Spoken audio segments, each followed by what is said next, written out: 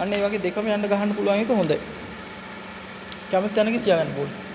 මේ බෝලේ දිහා බලන්න. අට පිටිපස්සේ අත ලූස් කරන්න. අල්ලන අත ලූස් කරලා ගන්න. හරි දුව හරි. හරි. පොඩ්ඩක් සැරට ගහන්න.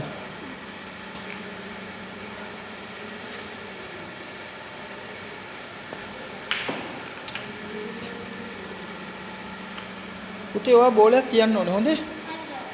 ඔයා තියන්න ඕනේ. ඒ අක්කා සෙල්ලම් කරාම.